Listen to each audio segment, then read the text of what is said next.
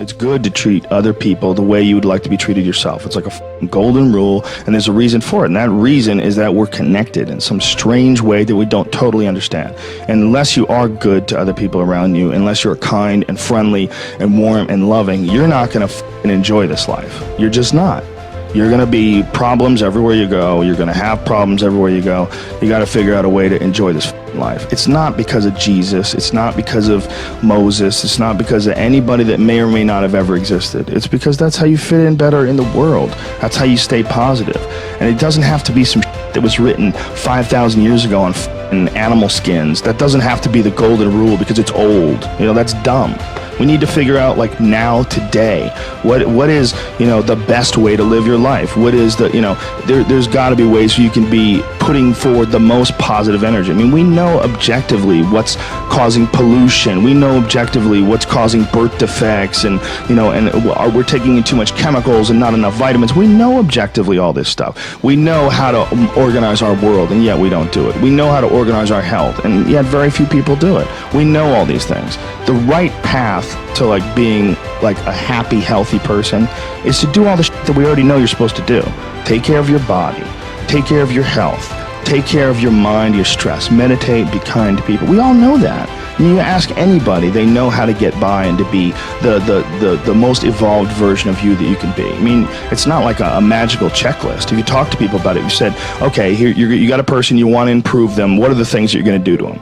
Okay, well, if I was a life coach, the first thing I would say is this guy's got to get on a diet that makes him healthy. I don't mean a diet just to lose weight. I mean just healthy foods in your body. Many vegetables. Vegetables, a lot of good quality protein, a lot of water. Stop the sodas, stop the bullshit. Start working out your body and get a better sense of, like, how this machine feels when it's moving, it's flowing better. There's less tension in it. Your mind feels, like, relaxed, and you enjoy every single moment of the day better. Step one, everybody knows that step, right? What's step two? Be cool to people. Be nice to as many people as you can. Smile at as many people as you can. Have them smile back at you. Tip well when you go to restaurants. Just do the most you can. Be as nice as you can, you know, and just still manage to not have people walk all over you. Just get through this life as nice as you can.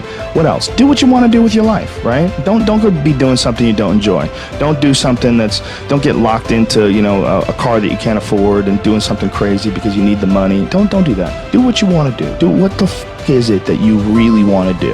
Because if someone else is doing it, you can do it. You know? I mean, everybody makes their own path through this world, but a lot of people don't follow the path that they really feel pulled to. You know, just for whatever reason, they got negative programming. You know, when they were kids, someone told them they couldn't do it, or told them to take the shortcut, or take the short route. That's a sad thing, man, when you talk to dudes, especially like talented dudes, and they don't follow up with what they want to do, you know? There's a bunch of people that will say, yeah, well, I have a family, so, you know, it's a great idea for you to just go out there and go crazy. I have people to support. You need to listen. Stop saying that. Stop saying any of those things. Every single person who has ever done anything worthwhile or exceptional or difficult or extraordinary, anyone, whether it's great artists or authors or mathematicians or whatever the it is, everyone encounters difficulties. There is no easy road. It does not exist. It is impossible. Everyone has issues. If you have time to pursue a hobby, if you have time to do anything in your life, you can better yourself. And here's one way you never better yourself.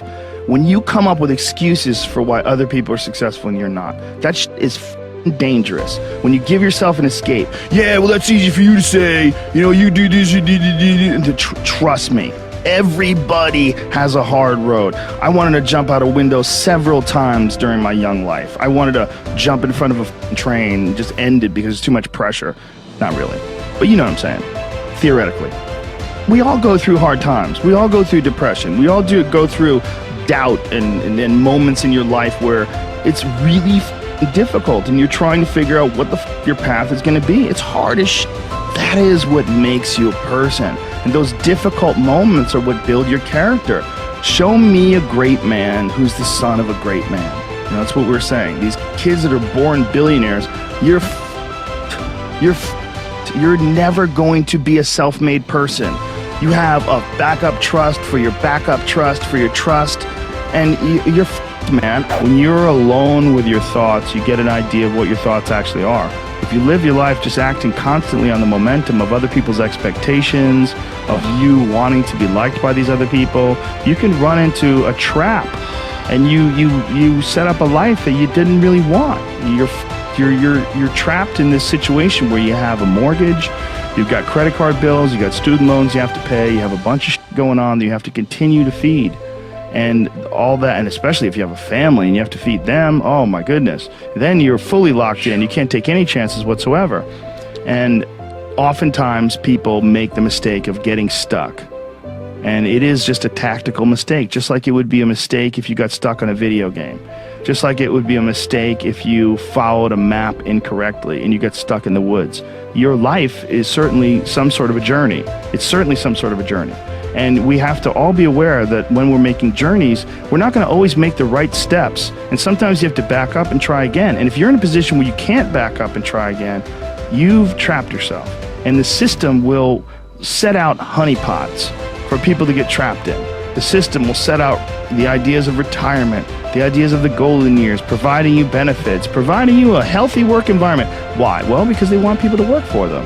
They don't want people to realize their own dreams and escape. They got to hire more people and train them, and they want to set it up so that you stick around. Stick around in some sort of an unsatisfying world. It's up to you to see that video game problem, to see that issue as it comes up on the map. No, I think this is a right turn. To see all the problems that could potentially lay in front of you and calculate your future. And then also look around all the people that didn't do it and look at the misery that they're in and learn that you don't want to be like them. And then look at the people that have kind of taken chances and navigated their way. What did they do differently than you? What objectivity do they have that maybe you lack? What insight into their own mistakes are they willing to delve into that you're not, that you step back and you go, you know, I just don't want to look at myself that closely. But the person who's able to look at themselves the closest is going to get the more rational results.